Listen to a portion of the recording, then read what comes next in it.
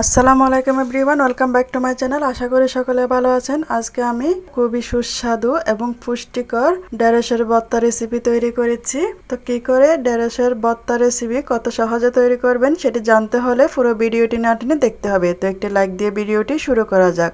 প্রথমে আমি ঢেঁড়সগুলোকে দু টুকরো করে কেটে নিয়েছি এবং ধুয়ে নিয়েছি। ধুয়ে নেওয়ার পর দুইটা টমেটো দিয়ে চুলায় বসিয়ে দিয়েছি গরম পানি এবং সামান্য লবণ দিয়ে টমেটো আর ঢেঁড়সটাকে সিদ্ধ করে নেব।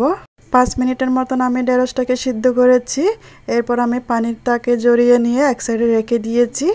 এদিকে আমি হাঁড়িতে সরিষার তেল দিয়েছি 1 থেকে 2 টেবিল চামচ। তেলটা গরম করে নিয়ে সেখানে আমি কয়েকটা রসুনের কোয়া এবং শুকনা মরিচ এবং কাঁচা মরিচ নেড়েচেড়ে ভেজে নেব কিছুক্ষণ। 2-3 মিনিট ভেজে নেওয়ার পর এটা আমি চুলা থেকে নামিয়ে নেব। এদিকে সিদ্ধ করে রাখা ঢেঁড়স, টমেটো আর শুকনো মরিচটা আমি হাতে মাখিয়ে নিয়েছি।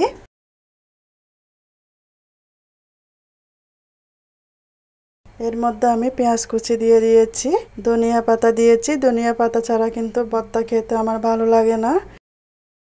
ভেজে রাখা রসুনের কোয়া, কাঁচা মরিচ দিয়ে দিয়েছি।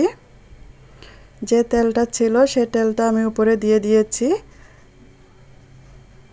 লবণ দিয়েছি 1 থেকে 2 চা চামচ। এখন আমি হাতে সবগুলো একসাথে ভালো করে মেখে নেব। তো হাতে এভাবে মাখিয়ে নেওয়ার পরে সুস্বাদু ঢেঁড়স ভর্তাটা তৈরি হয়ে গেছে।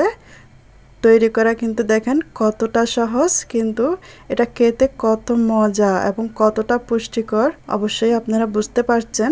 দেখেও কিন্তু জিভে জল এসে যায়। এরকমই ভর্তা রেসিপি এটা। আজকের রেসিপিটি যদি ভালো লেগে থাকে লাইক, কমেন্ট, শেয়ার করতে ভুলবেন না। আমার চ্যানেলটা সাবস্ক্রাইব করে আমার পাশে থাকার জন্য অনুরোধ রইল। আমার নতুন ভিডিও পাওয়ার জন্য পাশে থাকা বেল আইকনটি বাজিয়ে দিয়ে যাবেন। এতক্ষণ আমার সাথে থাকার জন্য আপনাদের সবাইকে ধন্যবাদ। আল্লাহ হাফেজ।